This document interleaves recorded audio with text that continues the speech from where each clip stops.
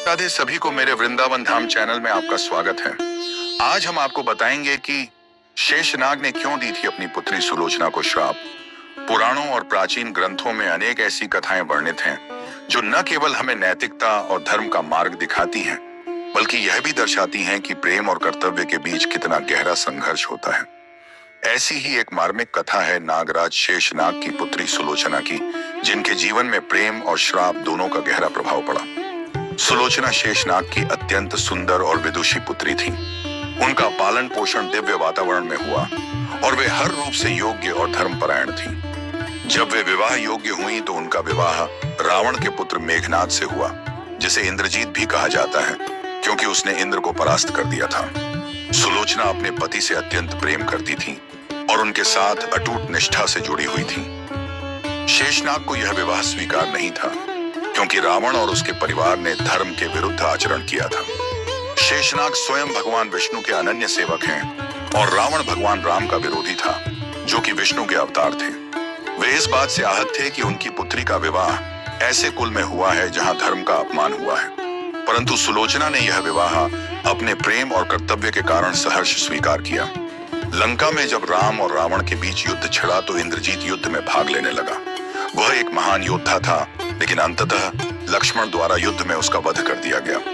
जब यह समाचार सुलोचना को मिला तो उसने अपने पति के शव को युद्ध भूमि से मंगवाया और उसकी सेवा करने लगी। वह दिन रात उसके शव के पास बैठकर प्रार्थना करती रही कि किसी प्रकार उन्हें अपने पति के अंतिम दर्शन और स्पर्श की पूर्णता मिल सके। इस प्रेम और समर्पण को देखकर देवताओं तक में भावनात्मक लहर दौड़ गई, लेकिन शेषनाग को यह व्यवहार उचित नहीं लगा।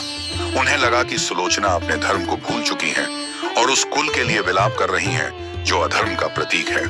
उन्होंने सुलोचना पर क्रोध करते हुए कहा कि एक नाग कन्या होकर वह राक्षसी प्रवृत्तियों वाले कुल के लिए इतने भाव से जुड़ गई है। इसी क्रोध में उन्होंने अपनी पुत्री को श्राप दे दिया कि वह अगले जन्म में भी पति वियोग सहन करेगी और वह जीवन भर दुहक की छाया में रहेगी। यह श्राप सुलोचना के लिए अत्यंत कष्टदायक था। वह पिता के सम्मान और पति के प्रेम के बीच फंसी हुई थी। उन्होंने अपने पिता के चरणों में गिरकर क्षमा मांगी और कहा कि उनका उद्देश्य केवल पति धर्म का पालन करना था, न कि अधर्म का साथ देना। शेषनाग को भी बाद में अपनी कठोरता का पश्चाताप हुआ, लेकिन श्राप तो एक बार दे दिया गया था और वह टल नहीं सकता था। ऐसा कहा जाता है कि सुलोचना ने अपने पति के वियोग में प्राण त्याग दिए और अगला जन्म उन्होंने एक ऐसी स्त्री के रूप में लिया जिसे फिर से अपने पति से बिछड़ने का दुहक झेलना पड़ा। उनके जीवन की यह कथा आज भी नारी की निष्ठा और प्रेम का उदाहरण मानी जाती है।